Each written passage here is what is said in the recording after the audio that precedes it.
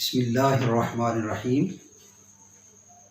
یا ایہا الذین آمنوا ادخلوا فی السلم کافۃ ولا تتبعوا خطوات الشیطان انہ لکم عدو مبین۔ سامعین و ناظرین، ہماری گفتگو کا موضوع ہے اسلام میں پورے داخل ہو جاؤ۔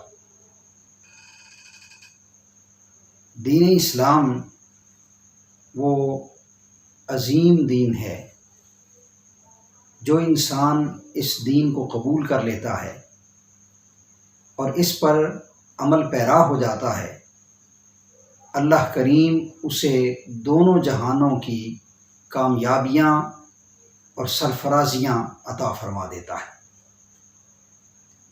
دین اسلام میں اگر غور کیا جائے تو اس کے 3 بڑے پہلو ہیں۔ نمبر 1، اعتقادیات میں انسان کا عقیدہ اور اس کا نظریہ، جیسے ہم کلمہ طیبہ پڑھتے ہیں، یہ چیز شامل ہے۔ اور دوسرے نمبر پہ عبادات، جیسے نماز، روزہ، حج اور زکوٰۃ ہے۔ اور تیسرے نمبر پہ معاملات میں حقوق بھی آ جاتے ہیں، فرائض بھی آ جاتے ہیں، نظام اخلاقیات اس کے تحت آ جاتا ہے۔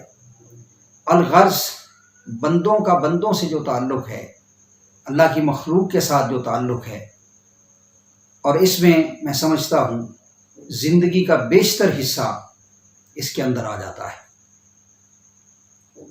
اللہ رب العالمین نے ارشاد فرمایا، یا ایھا الذین آمنوا ادخلوا فی السلم کافۃ، اے ایمان والو اسلام میں پورے داخل ہو جاؤ۔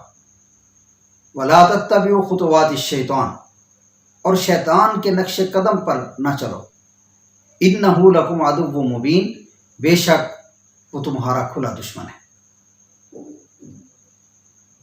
اگر میں اسلام کے اندر پورے کے پورے داخل ہو جانے کو ایک مثال کے ذریعے سمجھانا چاہوں تو وہ یہ ہوگی کہ جیسے ایک کمرہ ہے اور اس کمرے کے اندر اے سی لگا ہوا ہے، اور اے سی کی ٹھنڈک کمرے کے اندر ہے، تو جو شخص اس کمرے میں داخل ہوگا اسے ہی وہ ٹھنڈک حاصل ہوگی۔ جو شخص اس کمرے سے باہر ہوگا اس تک وہ ٹھنڈک نہیں پہنچے گی۔ اسی طرح اگر کمرہ عدالت کی مثال لیں تو جو شخص کمرہ عدالت میں داخل ہو جاتا ہے، اس پر عدالت کے کمرے میں پہنچنے کے جو آداب اور ضوابط ہیں وہ اس کے اوپر لاگو ہو جاتے ہیں۔ اسی طرح دین اسلام کی یہ مثال ہے کہ جو شخص دین اسلام کے اندر پورے کا پورا داخل ہوگا اسے ہی اس کی تمام تر برکتیں، رحمتیں حاصل ہوں گی۔ ایسا نہیں ہے کہ انسان سچ بھی بول رہا ہو اور ساتھ جھوٹ بھی بول رہا ہو۔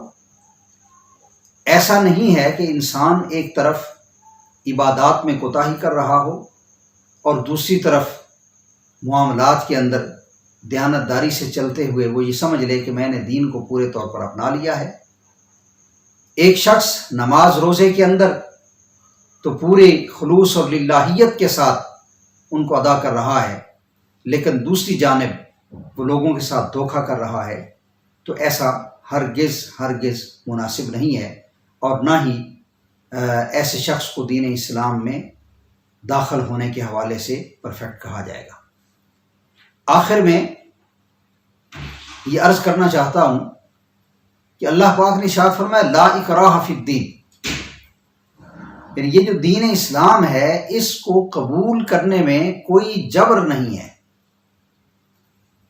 یعنی اسلام اپنے ماننے والوں کو یا جن کو یہ اپنی دعوت اور پیغام دے رہا ہے ان کو جبراً اسلام کے اندر داخل نہیں کرتا اور انہیں مجبور نہیں کرتا کہ وہ مسلمان ہوں، بلکہ یہ ہر کسی کی اپنی مرضی ہے کہ وہ اپنی مرضی سے اسلام کے اندر داخل ہو۔ لیکن جب وہ داخل ہو جائے، جب وہ لا الہ الا اللہ محمد الرسول اللہ پڑھ لے، تو پھر صرف زبان سے کلمہ پڑھ لینا کافی نہیں، بلکہ بقول اقبال خرد نے کہہ بھی دیا لا الہ تو کیا حاصل، دل و نگاہ مسلمان نہیں تو کچھ بھی نہیں۔ ایک واقعہ عرض کرنا چاہوں گا۔ حضرت عبداللہ بن سلام رضی اللہ تعالیٰ عنہ یہودیوں کے بہت بڑے عالم تھے۔